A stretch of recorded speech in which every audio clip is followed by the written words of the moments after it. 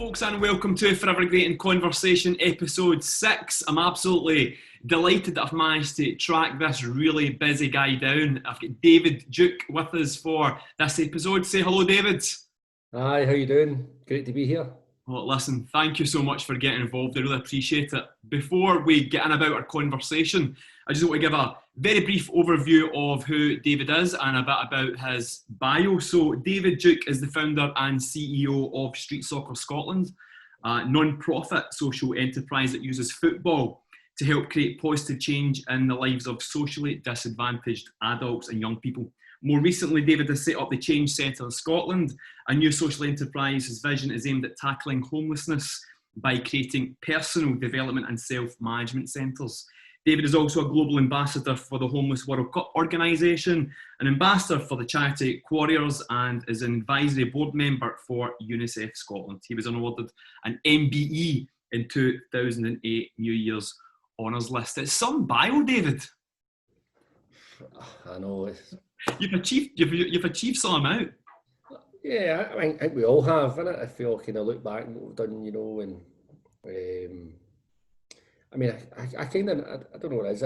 It's nice to get awards and stuff like that, but it's not the reason why you do what you do. Yeah, you know what I mean? It's just something that if it happens, then great. But you know, it's, you know, the key thing is about, you know, try to just do your best every day for whatever cause you're supporting. You know, definitely.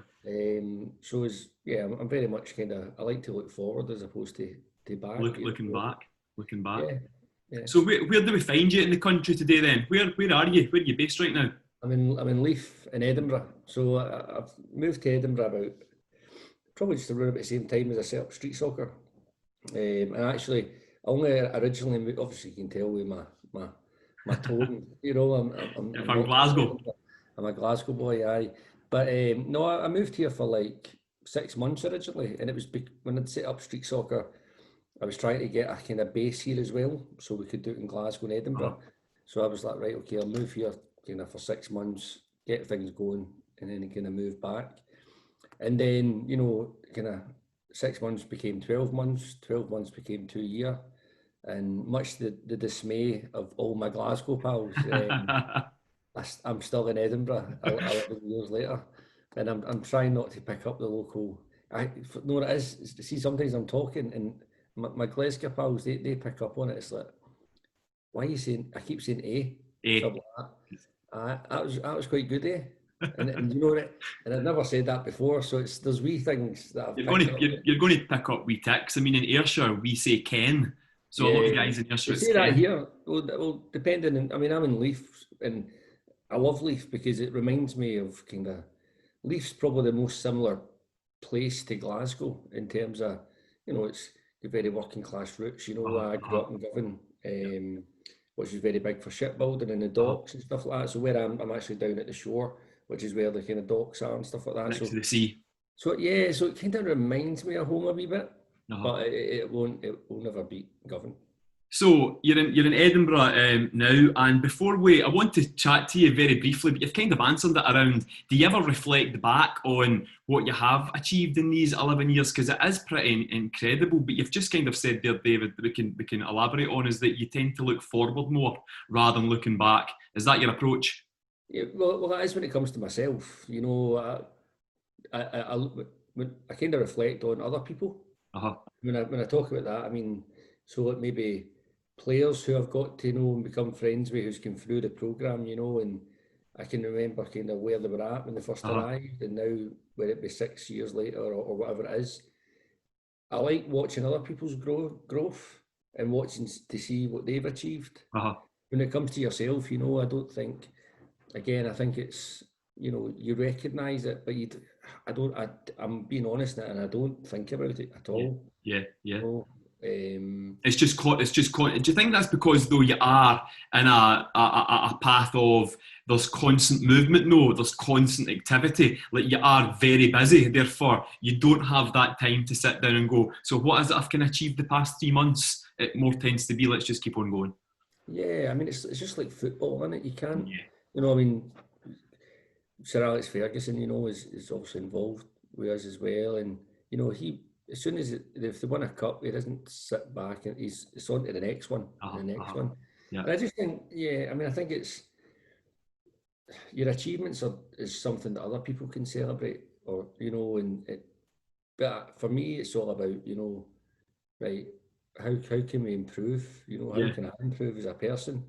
That's not just in a work context, that's in terms of how I live my life and how I treat people, and rather than going in with, because it's easy to be shaped by what you see and hear, but try to kind of take it back and always try to put yourself in other people's positions, and if I feel somebody's acting, in a certain way, try and reflect, we'll try and understand where that behaviour's coming from. Why that is. Why that is, rather than just kind of judge things and stuff like that. And so I think everyone should always try and kind of develop and see how they can come better, but also see how you can, be better to yourself as well. Because as you know yourself, it's running an organisation, all that takes its toll, and you have to have sacrifices in particular bits of your life, and so I think the reflection comes in terms of saying, right, well, how can I improve as a person? So lockdown then, we've been locked down, but you'll be glad that we're starting to ease out a bit of this. How have you kind of got through this? Have you took time to develop, or have you been working on your project, obviously street soccer, but your this centres approach, this Scottish Care Centre, have you been doing a bit of work behind the scenes with that, David? What's the lockdown been looking like for you? Well, I mean, I think look, go back to that kind of 16th of March type thing when we had to kind of shut down. I think it's went really quickly for me, and probably the same will be said about members of my team, because although we kind of had to stop playing football, the support side of what we do, which is 80% of it, we had to continue, and we had to, as a team, the staff, coordinators and all that, they had to look at, okay, what do our players need during this time, and how can we be flexible to provide that support during that time. So I think the whole team, even like if I look just down the road in Edinburgh, the guys, Robbie and Chris, I think they're on something like day 102 of delivering meals every day, and they're putting out about, I don't know, 1,000 cooked meals every week. So was it a pivot for you guys then, David? Because obviously your core service is getting your participants, if you like, that you're working with on the field, as well as the other package support round about it. Did you have to completely diversify slightly in terms of to give them a service? Yeah, well, we had to say, right, we had to kind of look and say, right, okay, what does our players need from us or want from us, and try and, if you took the football out, what else is there what we offer, whether it be support, safety, security. A conversation even. So that's what we did, and we kind of quickly come up with a kind of 10-point plan in terms of saying, right, here's the ways where if people need it, so some people needed elements of support, some people needed other things, and we had this kind of list of 10 things which we could physically do with the restrictions from food supplies, household supplies, pet supplies, and then things like data, so mobile phones and data. A lot of our players never had access to Wi-Fi or data or even kind of some sort of smartphone, so we're going out and buying 50 smartphones, distributing them, data packages. We set up a hardship fund so that whatever someone needed, they could access it through the hardship fund. Emergency transport for people who needed maybe medication or trips to the hospital, and then a series of kind of regular phone calls, WhatsApp groups, quiz groups, Zoom like checking in, general check-ins, how's things, what's going on. Yeah, so basically, all the kind of staff did a fantastic job in terms of being flexible, as well as, because the thing is, it's like some people forget that our staff have families and all that too, so their main job is to give to people, in terms of give their time, their energy, their emotional support, but also for a lot of our people, they've got families, they've got older parents who have to shield and they can't see it and can't get access to. So there's a lot of emotional stress on the team, and I think part of our job in terms of the leadership team was to make sure that we look after our staff to make sure that they can look after others. And I think that's Sorry, David, that's a really good point that around that during this time there's been a lot of organisations like street soccer where they have to the staff are still kind of on. It's not as if the staff were like, oh, you can have a break during this time. Your staff they're having to probably learn a new way of doing something different, a new, here's the new model, and also look after themselves, look after their family, engage with the community. It's quite a lot for staff to take on board. Did you find that was an easy transition for you guys, or did you have any anomalies during that? Well, it was challenging, you know, especially if you can imagine if you've got young kids as well. Exactly. Around the house, you know, you're all kind of stuck in the house, and sometimes that can be a challenge, you know. But I think that I can say that most of the team have been fit. The team they've been okay, you know, and you know everyone struggled through it. You know, we Absolutely. all have included. But the good thing is we're all still here, and we're all now, let's say, transitioning out of the current situation and into some form of delivery now. Yeah, a new phase of this. And are you getting to start a bit of delivery back on the pitch? Is that starting now? Yeah, so we've been doing a pilot. So we've been taking advice from obviously Scottish Government guidance and some health professionals within there and other external health professionals, and we've created a kind of route back into kind of delivering. So for the past 2 weeks we've been doing some kind of non-contact kind of just get-togethers, which is mostly kind of very soft drills and stuff like that. Totally no contact. Yeah. And then what we've done is we've grouped people together. So for example, some of the players are actually in the same residence. So right, okay. In a rehabilitation centre, they're all in the same household. You know, so there's low risk because it's in a rehabilitation centre, so they can't kind of transmit it. And then for ones that don't fit that, we've been kind of putting them into really small groups, but keeping them in certain groups. So group one can only attend this session grouped, so that there's no kind of crossover. And in the cases, if somebody was to pick up symptoms, then we can quickly close that. Deal with that.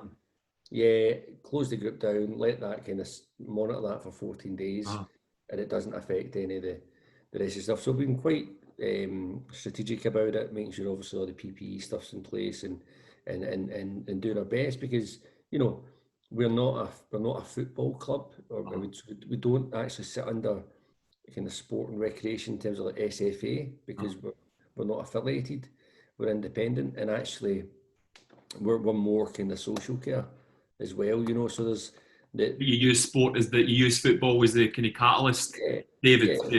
Support that rehabilitation. And at the time of COVID, I always felt that, you know, that COVID poses the lockdown poses a greater risk to our players than COVID, you know. But at the same time, we have to remember it's not just about our players; it's about who they become in contact with. So that's why we took the decision, obviously, to close everything down. And I suppose like most businesses had to make a massive decision. It was government led, so it wasn't if you were just doing it because you wanted to do it. This was a thing that we all had to make decisions on, wasn't it? Yeah, but I mean, you know, we've all had, what, 12 weeks or whatever. I can't have lost track. No, I know. I think there's, you know, I think the worst state's still to come, you know, and I think that's not going to have anything to do with the actual virus itself. I think it's going to be the economy and the economic factors and the for a lot of people who have maybe come through traumatic experiences over the past few years. For some people there's been a kind of you've kind of fell back a wee bit. Because normally, like when you're trying to kind of move on from difficult times and all that, and you rely on your community, and when that's taken away from you, then absolutely you become a little bit helpless sometimes. Absolutely.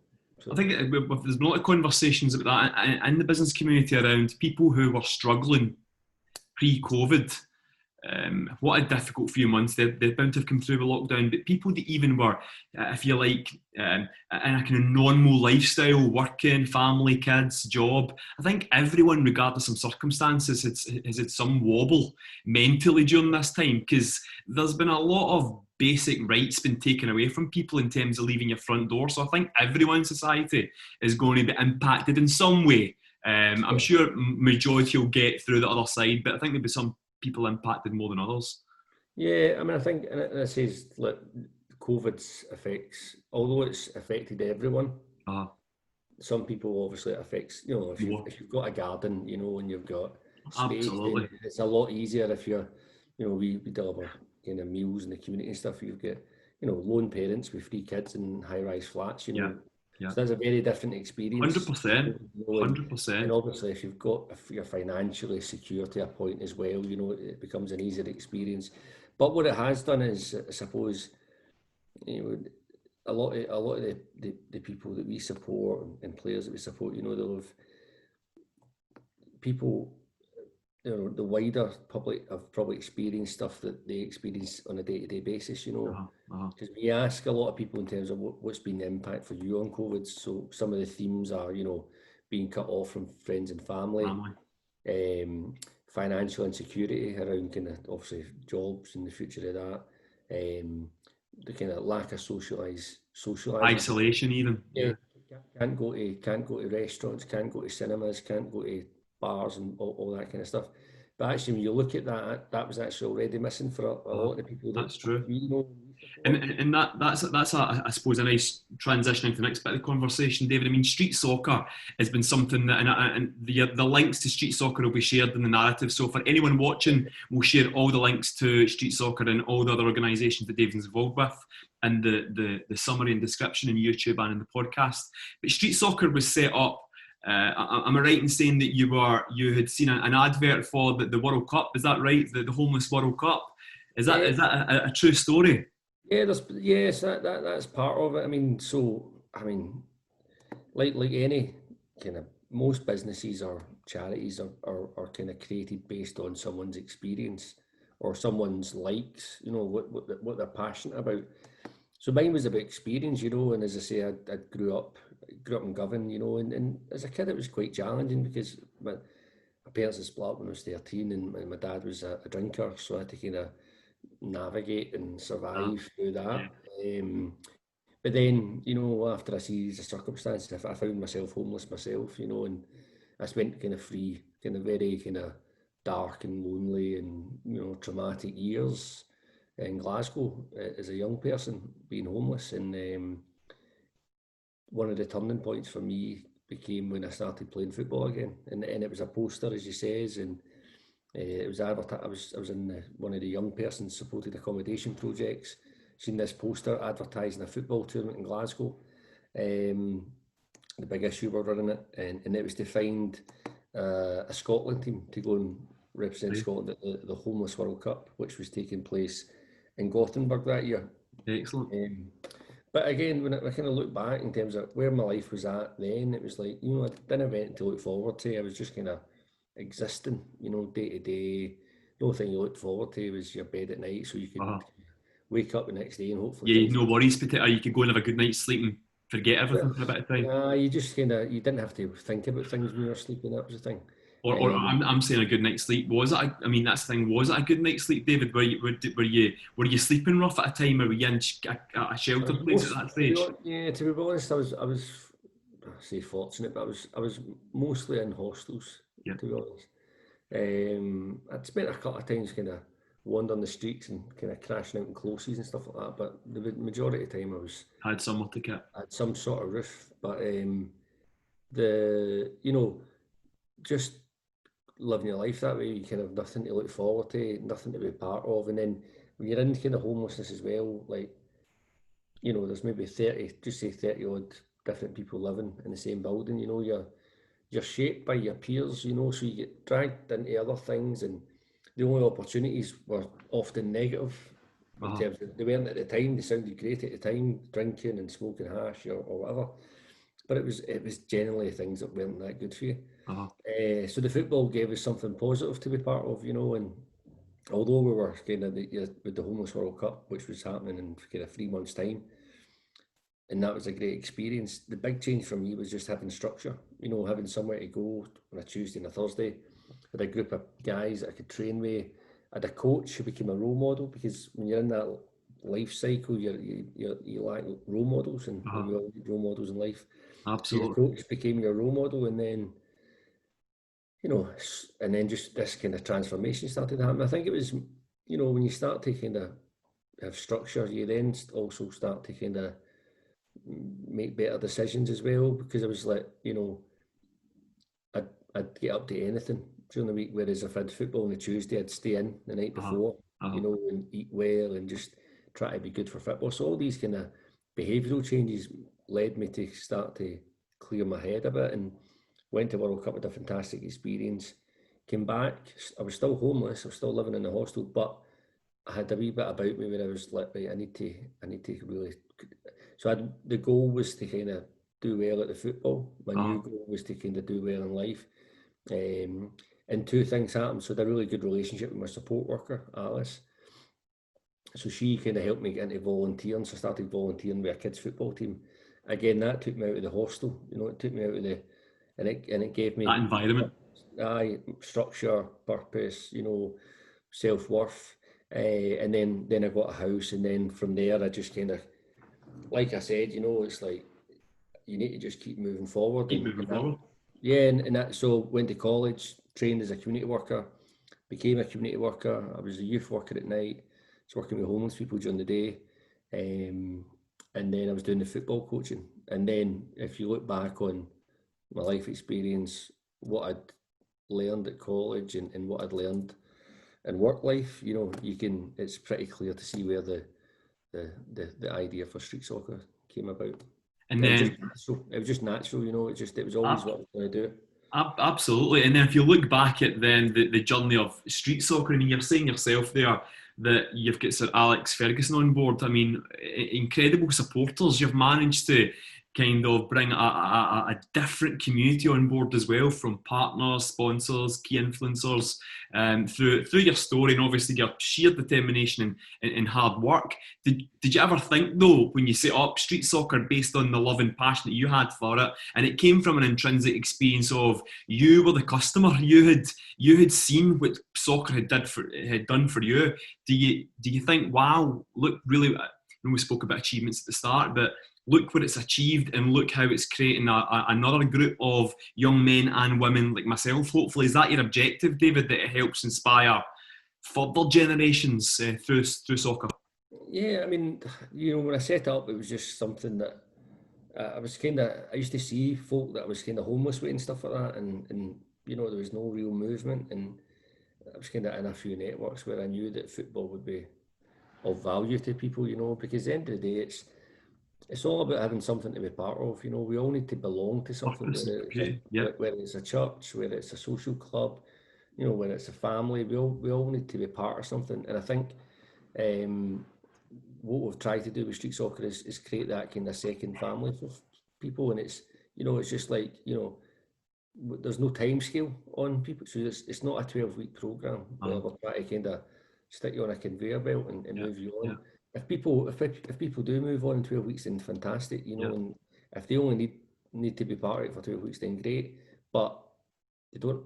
We're always there, you know. So we've had players who come in, spend a year, then they go off and do their thing, and then 5 years later something happens and they come back. We're one of the first places to come. I love that point about it can be a church, it can be a social club, it can be a family. And I think that's a really important point, especially where we're as a world right now in terms of what we've all kind of been through. I think more than ever we've appreciated the importance of these things. And if street soccer can provide that for individuals that potentially don't have that group, it sounds fantastic. Well, I think when you look at the sector that we work in, you know, all the good stuff is the stuff that makes people feel part of something. You know, it's not just a service, you know, it's you know, it's a community for them, you know, and you know that yourself with Centre Stage and other places. So no, for us it was always about giving people somewhere to be, you know, something to do, you know, and something to be part of. And if you can get those things right, then if you wrap around that the right people in terms of for mentorship and support, then people can start to grow, you know, and it can be organically, you know, because actually once you, which resonates in my own story, once you find that structure, then you naturally get better. Yeah. You know, and once you get better, then you can start to take on new challenges in life, whether it be, you know, getting a job, you know, addressing an addiction, you know, getting mental health support, being able to open up, you know, and actually, you know, things like mental health, you know, it's the thing about mental health is when it's in here, you know, and it doesn't come out, Uh-huh. that's when it's dangerous, you know, Yeah. and the, what we've always tried to, and that's why I'm very open with things and I don't really sit with stuff because No, but you're known for that. You're known for that, David. You're known for very much. Here's how it is, and I think that's what people respect. And I think in Scotland in general, I'd like to think as Scots we are getting better at that. I think yeah, we've probably got a bit more to go, especially with guys. I mean, the records and the stats about guys' mental health and a lot of men taking their own life in Scotland still far too high. We definitely have still got a mentality of not opening up enough. So I think anything men and women, God, can do to have a conversation about how they're feeling. Do you know, I'm feeling pretty crap today, and here's why. Not to feel there's a taboo or a stigma attached with that. yeah, and that's the thing, and for us it's in terms of sometimes it's difficult to you know not just for mental health, but just whatever traumatic experience people have gone through. Absolutely. You know, you only ever get to know what's really going on once you have a relationship with someone. So part of your job is to build Build that relationships, up. build the levels of trust up, because once there's trust, then it allows people to be a wee bit more vulnerable. And once you're Absolutely. a bit more vulnerable, then you can open up, and that allows the healing process and the change, you know. And to say, I've always, you know, probably, and you know, I've anyone who's kind of had difficult times in life, you know, and traumatic experience, there will be something there which, you know, can act as a trigger. But the important thing is to talk about it, you know. And I say I've had my own challenges with mental health, and everyone does, you know. Absolutely. Everyone has good days, everyone has bad days, but it's about how you know, how you create coping mechanisms which allow you to let it go. So mine is like music's a big thing for me, playing football. But you know, I'm I'm I open up. I've got friends around me who I can just talk, and you know, and I think it's not You, about, you know, it's not about being a failure because no. you're feeling down. Health's health, you know. Yeah. If see if I've got the cold, right? See like if I was in work and I've got the cold, everybody I phone or I tell them, oh, I've got the cold. It's the same thing, you know, your mind and your legs and your chest and your arms, it's all part of the same thing. It's your body, Yeah. and you need to look after your health. Do you know what I Yeah, I mean? think So you're absolutely right, David. I mean, I think it's about recognising yourself, isn't it? It's understanding who you are. What's your triggers? What's your tics? What gets you? What brings that anxiety or stress on? I mean, for me personally, if I didn't run or didn't have the band music wise, I know I would absolutely be a lot more stressful and anxious because they're the places that I go to that give me a bit of perspective and get all that energy. I think it can be an energy thing as well. Where are you using your energy? I think it's really, really important. And soccer is going to be a great place for these guys to come and have a kick about in the field, get some energy, feel they've contributed, they've had yeah, an abundance of support and networking round about them. That leads us on to the next bit, David, because I'm just conscious time just flies past. Obviously, I could speak to you for 24 hours, mate, but I'm conscious you're mega busy as well. Tell us very briefly about Change Centre Scotland. So I've obviously looked at the website. It sounds like an exciting new concept. Tell us briefly what it's about. so Change Centre it's basically another part of the kind of street soccer kind of Uh-huh. family, you know, and it's more around creating centres which can provide people with support around kind of personal development, self-management, largely aimed at kind of long-term, you know, sustainability for people's lives, you know. So Uh-huh. if you've came through homelessness or addiction, you know, it's for many, you know, once you get a house, that's a huge tick, you know, in terms of starting to create that kind of life, you know, because everyone deserves it. Everyone should have a home. Everyone deserves a home. Absolutely. There's no reason why people shouldn't have a home. But, you know, that we need to recognise that everyone who gets a home needs an element of support. Now, it could be that much, it could be that much, you know, but we need to recognise there's support things in place. The support has to be in place for everyone because, you know, if you've got a daughter who moves into her own house, not that you'd be old enough to have a daughter that wants to move into their old house. No, yeah, but But, I've got a son that's 16 next month, David. yeah. So So if he was to get a house, you know, who's helping out? You're helping with deposits, you're helping with decorating, you're helping with the kind of like managing, you know, kind Absolutely, of it's a big how expense. to run a house, how to run a house, how to, you know, 100%. keep on top of council tax. But if you've not got that, then somebody, you have to have that, you know. So what Change Centre is about making sure people can live sustainable Facilitating that. lives. So you Yeah, help that journey then. yeah. So it's about providing a package. So if when someone gets a house, we then provide a package alongside that, which includes, you know, personal development, you know, that kind of life stuff, life skill stuff. And then, you know, what's the next part? So it's about community engagement, so getting involved in community-based programs and then community-based volunteering, because, you know, there's the three things that we all need is security, relationships and purpose. You know, so it's fine.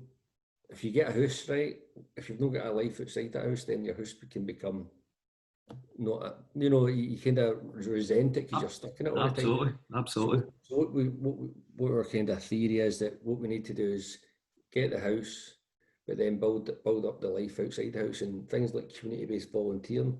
What you get out of that is structure, purpose, and relationships, because then you start to build a circle of And, friends. and you're contributing. It's this contribution, isn't it? I mean, contribution is like purpose, I suppose, but it's contributing, being seen, being heard, having people listening to your voice. I think that's a big thing as well. Yeah, This isolation in your house alone, can you get yeah, out and be seen and be heard? yeah, and often when people come from kind of homelessness and stuff, they're rehoused in an area which they're not familiar with. Yeah. No, so how do you actually Integrate. familiarise yourself? So by working in the community in some sort of volunteer capacity, hopefully obviously leads to a paid job, but the most important thing people can get from that kind of volunteering is the relationships with new people and other people, because then you start to create your own social circles and all that, and then like even like a bit, if you think it, you need that to grow. You need to be connected to grow. It's like running a Absolutely. business, you know, if you're sitting in the house, no talking to anybody. Yeah. Although I'm surprised how I'm able to run it, because I'm like avoid social media and all that at all costs. But Sometimes that's a good thing, by the way, I can assure you. but yeah, you need to be connected. You know, you need to be out there, kind of. Connections key, isn't it? It is. It's like Oh, humanity, basic humanity, basic conversation. I mean, to a couple more questions, David, before we go into the final three for every great conversation questions that we always put across. I mean, social entrepreneurs for me are entrepreneurs.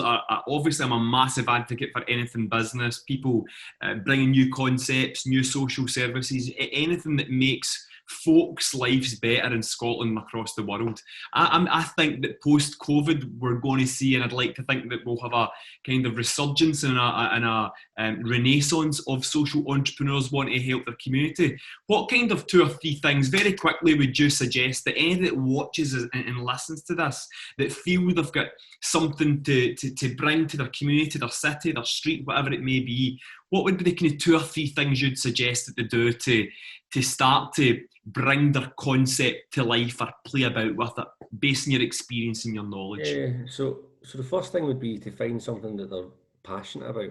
You know, you need to be passionate about it, because you know when you dedicate yourself to something, Passion. you know you need to love what you do. You know, Totally. you need to kind of be really passionate about it. So that's probably the first thing. The second thing I'd also be doing is involved lived experience as much as you can. So often social enterprises are aimed at, you know, creating an idea which supports a cause or creates a Uh-huh. solution, you know, around a challenge. And sometimes it's easy to think, you know, what's best for someone, but actually, you know, there's a lot of sexy ideas out there that don't work, you know. True, So, true. so speak to people, you know, use lived experience to help shape what you do. I mean, I was lucky that I had the lived experience when I set it up. So, but even today, you know, our key value, our number one headline value is players first. So everything's shaped by our players. Around them.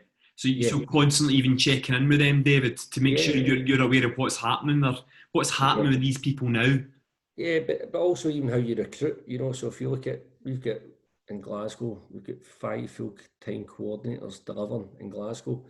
Every one of them's lived experience. They've all come through street soccer, you know, and obviously we've got lived experience elsewhere in the organisation, but you know, the lived experience is really important. Gives you But also, perspective, doesn't it?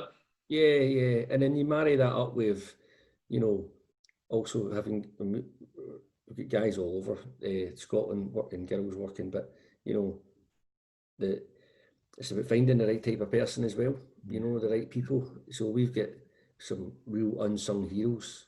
You know, I live near one of them, and Robbie, one of our guys in Leaf, and they're all great. You know, every one of our team are just like fantastic. But I think if you're looking for advice, first one would be, you know, find something you're passionate about. Second thing is, you know, use lived experience. I loved lived experience. I think it's a great way to put it, actually. Rather than market research, the boring is the marketer, I would say. I think I'm going to reframe it. I'm going to reframe it, David. To I think you need lived experience. Yeah, By asking people, maybe asking people. Yeah, it's like also like the community side as well. If you're working in a certain community, so if you're serving an area, you need to engage with the people who live there.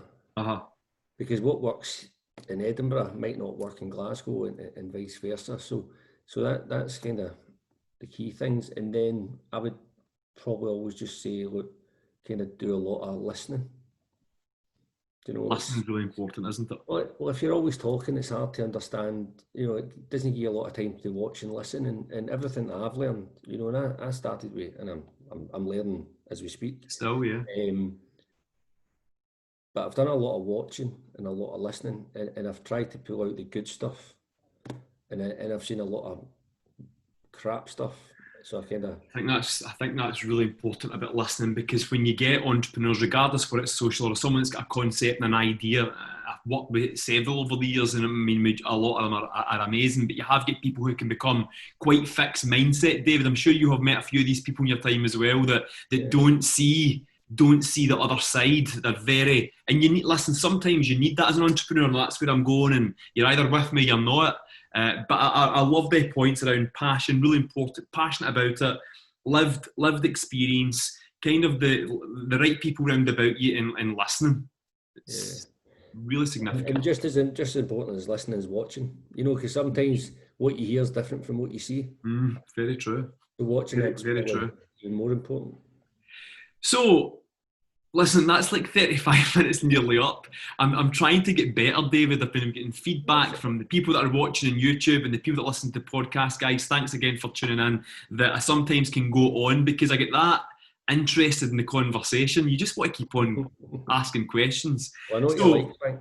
Oh, it's hard. So it's this whole listening. I'm trying to listen more and do that. So, but ask everybody that comes on to Forever Getting Conversation 3 questions. Put 2 fingers up. 3, David. So let's start with the first one. Where's your favourite place to visit in Scotland? Now, you're a Glaswegian, you're one of the best cities in the world, and now you're up in Edinburgh, and it doesn't look like you're going back to Glasgow anytime soon. Well, to be honest, like in normal times, I'm through there 2-3 times a week anyway. Right, okay. So I still don't feel like I'm I still feel like I'm on holiday here, to be honest. I quite like the fact that it's get quite a lot of tourism here, so you always feel like you're. Yeah. You know, Good point. That actually, Edinburgh is very touristy. I like that internationalism of it. So where do I really like Pitlochry.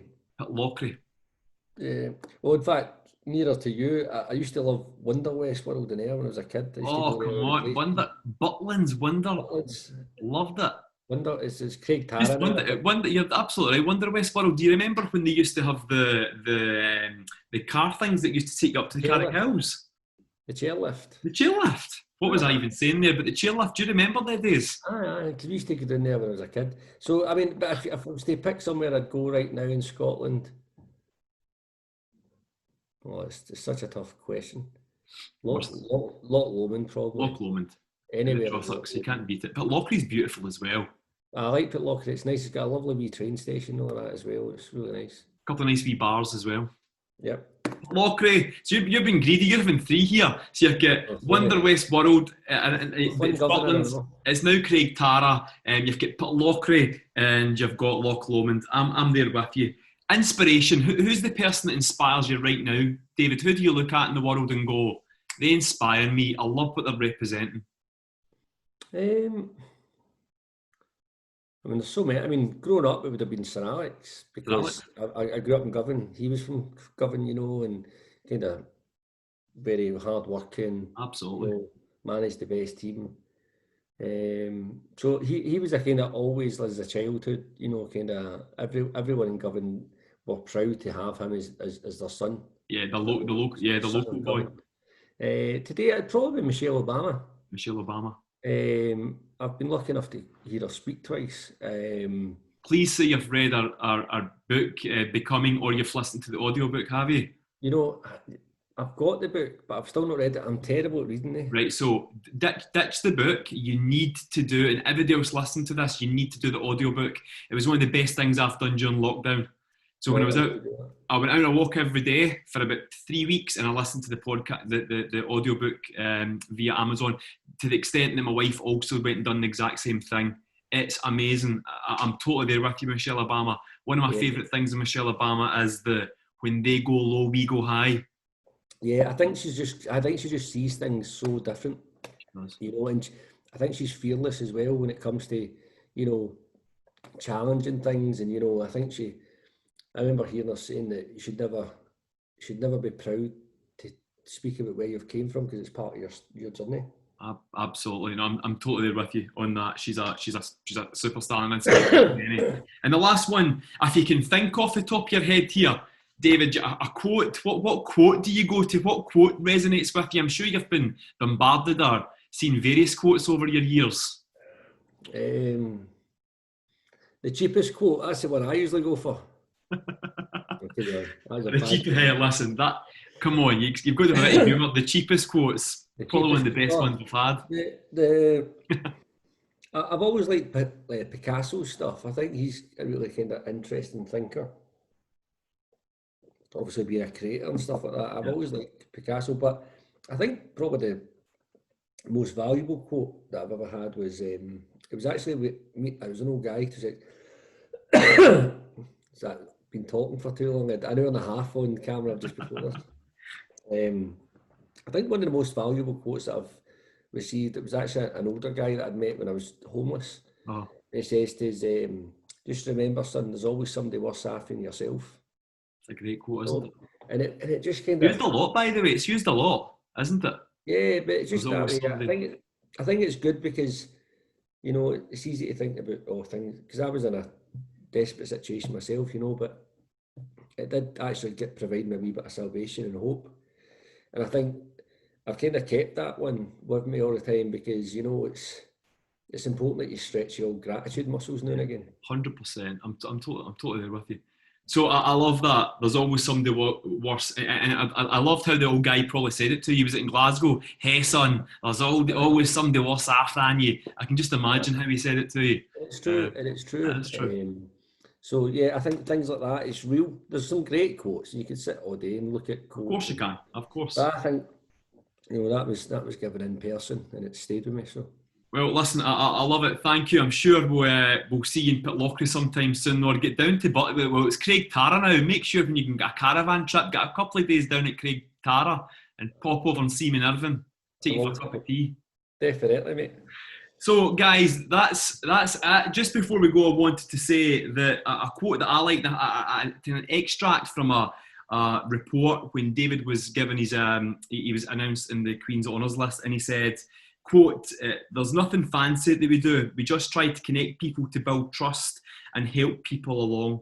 If everybody does a little bit, we can make a big difference. So there were your own words, David. I think it's a great way to finish. Thank you very much, by the way, in behalf of everyone in Scotland that you're advocating for, you're championing through street soccer and indeed Change Centre Scotland. You are an authentic character that's doing some amazing stuff for Scotland and beyond. So thank you so much for being on episode 6 of Forever Getting Conversation. Thank you. It's nice to see you, mate. Look after yourself. Take care. Cheers.